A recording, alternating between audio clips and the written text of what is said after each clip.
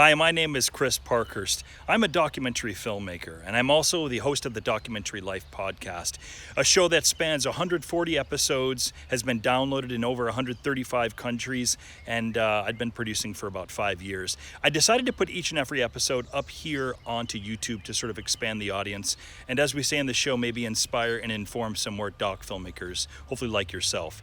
In the episodes, you may find some older, maybe outdated URLs, in particular any of the documentary filmmaking courses that we do offer online. If you have any questions about the URLs, simply look in the show notes on this page, here on this YouTube page, and that'll be able to take you where you need to go to. Other than that, I hope you enjoy the show, and it's great to have another listener to the Documentary Life. Have a great day.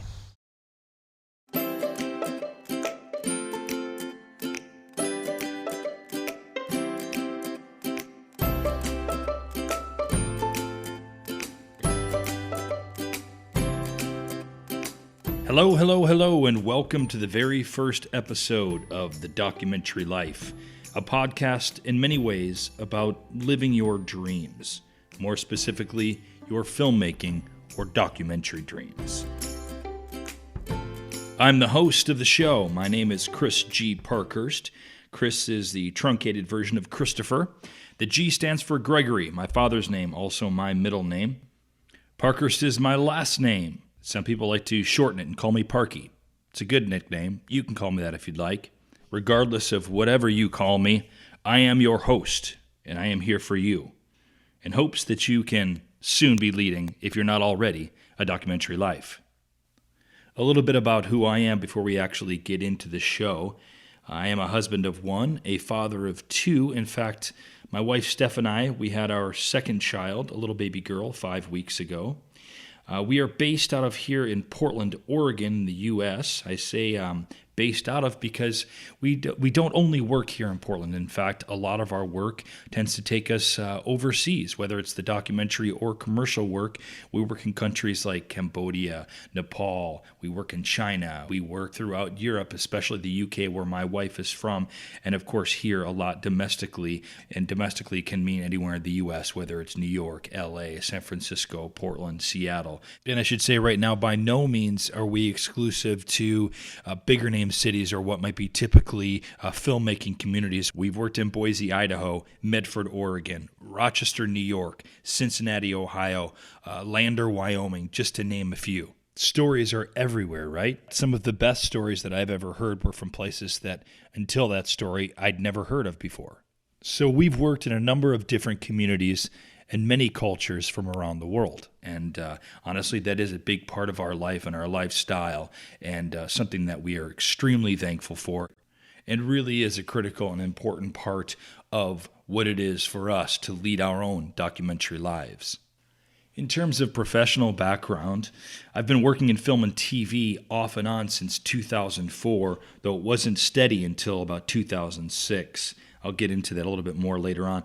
I've worked on a number of documentaries around the world, including films like Bomb Hunters, which introduced me to Cambodia and was the first feature documentary that I ever was a part of. Or my directorial debut a few years later on called Journey to Kathmandu, which was shot exclusively in Nepal. Or our current feature documentary project, Elvis of Cambodia, which I'm sure you can imagine where that was shot. I've worked in the commercial and TV film industry as well, including clients such as Nike, Intel, Adidas. I've done a bunch of reality television. I've worked on feature films. You might remember a film, Twilight. Well, that was shot here in the Pacific Northwest, and that was very, very, very early on in my film career. In fact, I worked as a locations assistant on that film. I've done political spots, public service announcements, and of course worked in the all-encompassing corporate video. I've worked in a number of capacities. I've worked as a PA, initially as a production assistant, a boom mic operator, a locations assistant, as I mentioned earlier, then on to being an editor and a camera operator, and now I operate pretty exclusively as a director DP. My wife, Steph, a British woman who I met while shooting a job in Malaysia, of all places, we run a video production company called Barong Films, which produces both commercial and documentary content with an emphasis on storytelling. And we'll get into what Barong Films does either later on this episode or certainly in ensuing episodes.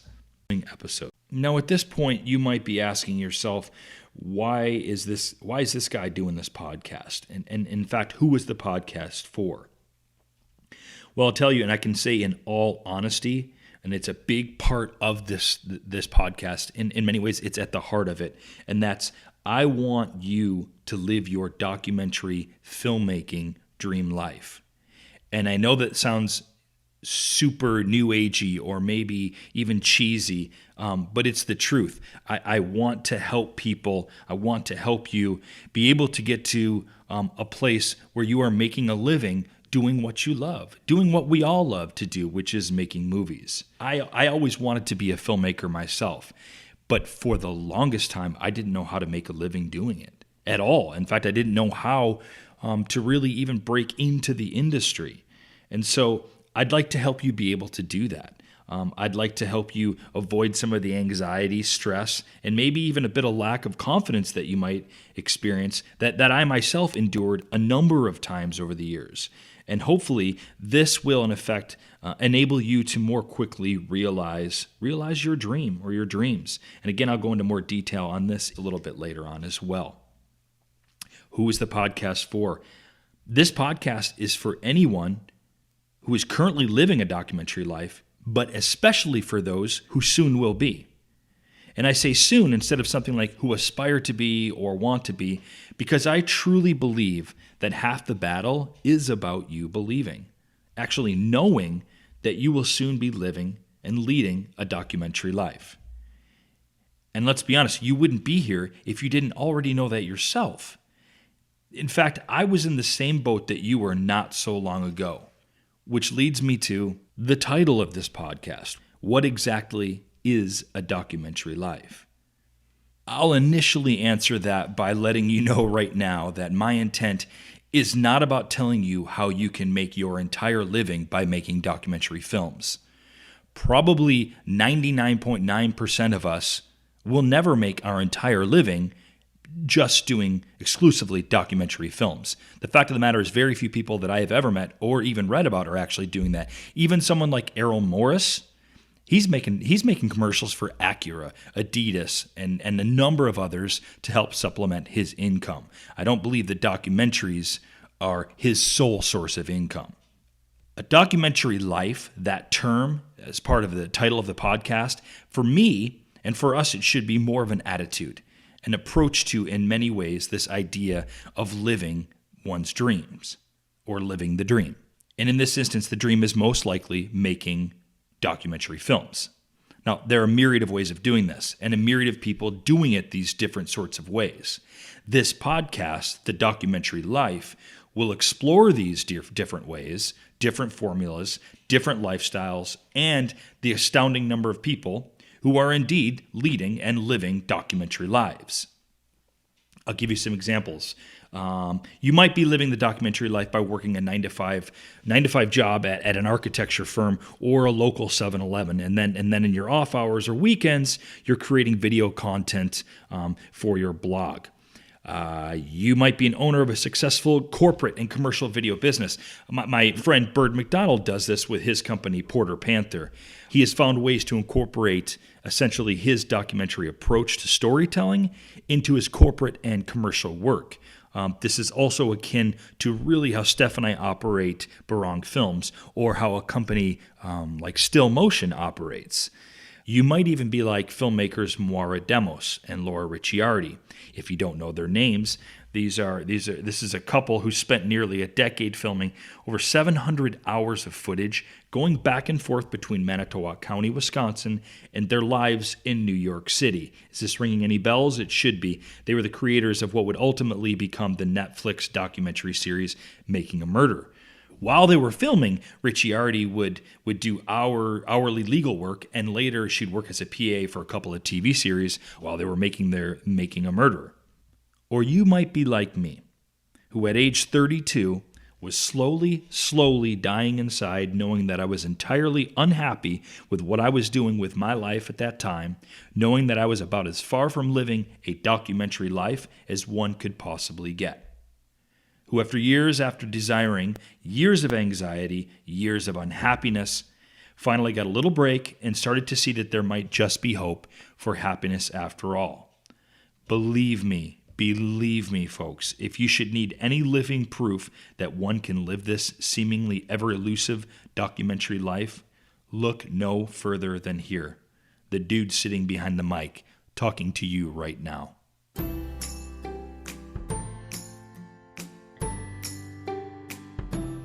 Who am I to be doing a podcast about living a documentary life? I'll answer that. First and foremost, I truly believe that I can help you by sharing some of my story. And I believe that some of my experiences will both inspire you as well as allow you to avoid some of the silly and unnecessary mistakes that I've made along the way. For example, remember when I said that I worked off and on since 2004? And that there was nearly a 2-year gap between film jobs? There's a good reason for that. Let me tell you about that. I was working on the film Bomb Hunters in Cambodia. At the time, it was 2004. I was unhappy with my life, miserable with my day job, working as a valet supervisor here in Portland, Oregon.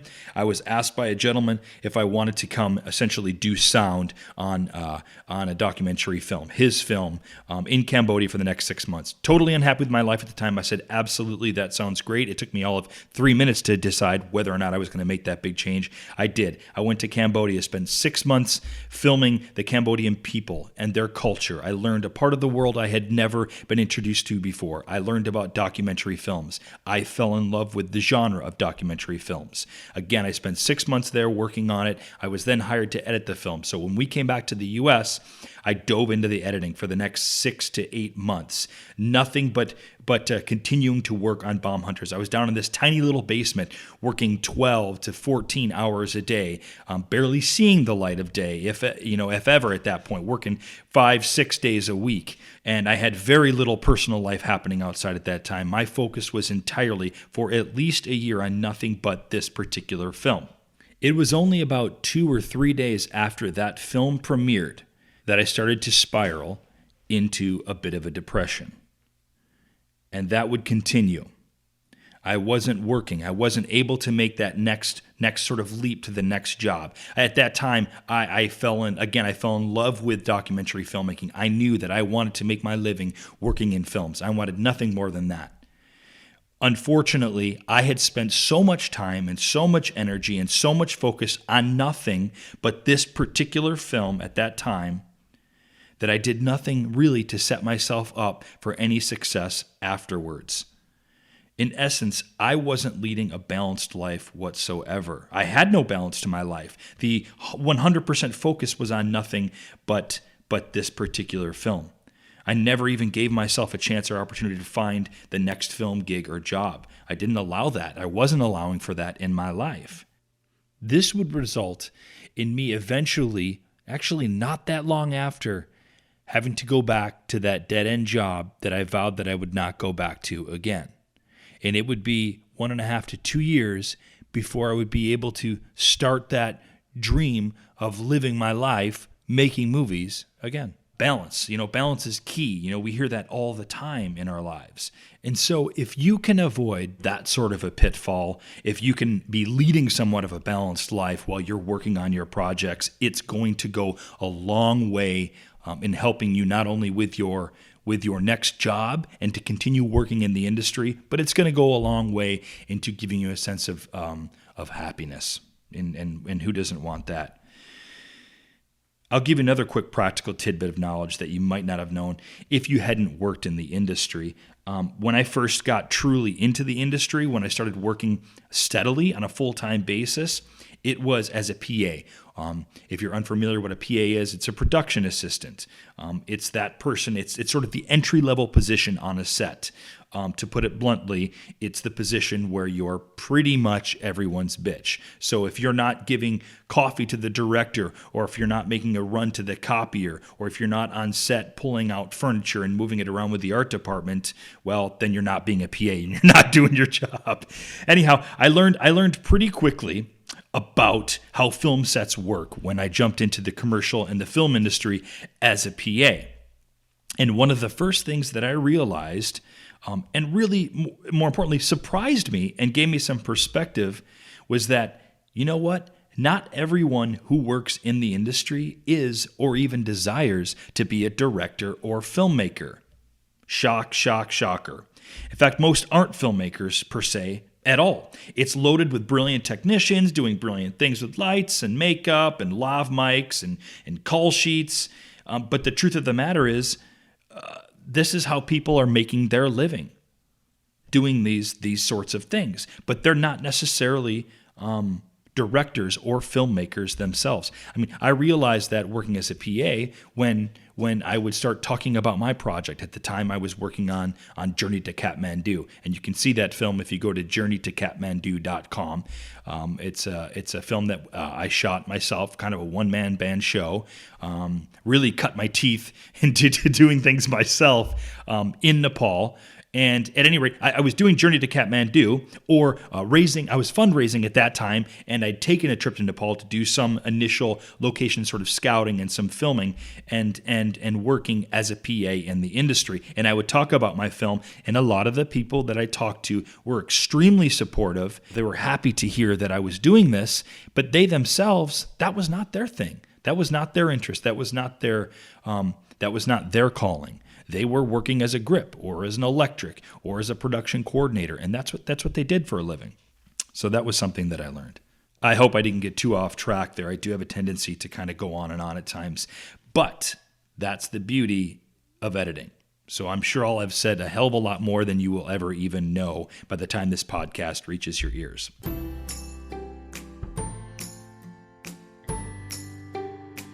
What can you expect from this podcast? As we delve into more and more of these shows, it is my every intention to empower you with the stories, help give you the tools, and supply you with a more positive attitude to help you best live some of your documentary filmmaking dreams. Now, believe me, I do fully realize that probably sounds like pretty lofty aspirations on my part. So how do I plan on doing this? I plan on having shows that will be split up into two different types. The first being interviews with industry people, and the second being shows where I talk about my film successes, but maybe even more importantly, my disasters. I have a growing list of industry people who work in both commercial and documentary that I'm eager to talk to, and I'm eager to kind of learn about their experiences and share all of that with you guys. Ultimately, I truly believe that in this way, we'll all be able to benefit sort of from this sharing of knowledge. Some topics that we'll be discussing in future episodes, things like the importance of building a grassroots following to your film. We'll talk about crowdfunding, crowdsourcing, social media. We'll talk about things like what it means to film in developing countries, shooting films in less than ideal conditions and situations, and or living with a family when you're overseas doing this sort of work. We'll talk about how you can use your commercial work to essentially feed some of your documentary soul. These are just a few of the many topics that we will be discussing in ensuing episodes, and I'm super, super excited to share all of this with you. I'm hopeful to have open and honest dialogue with you and other filmmakers the world round so that we can begin to build this community of documentary filmmakers who want to live their passions in the best way possible. In essence, I really truly believe and want us all to help one another lead successful and happy documentary lives. I want to thank you for listening to this very first episode.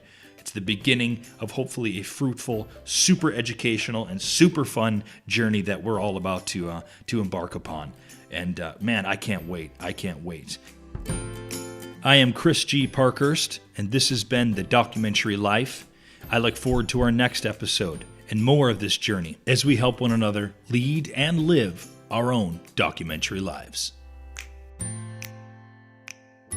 If you'd like to become a member of the Documentary Life community, or to hear more of the Documentary Life podcasts, or to read the official blog, please visit our website, thedocumentarylife.com. Music for this week's episode of The Documentary Life was graciously given to us by Ben Sound. They have a long list of both royalty-free and licensed music. For your music needs for any of your projects, check out bensound.com. Thanks again for listening to the show, and remember to like and subscribe to this channel. Also, remember, for any of the URLs that may or may not be outdated and you want to get the most up-to-date information, perhaps for the documentary filmmaking courses, for the blog, for other episodes, just go ahead and check in the show notes below on this YouTube page, and that'll give you the correct URLs to use. Thanks again. Have a great day.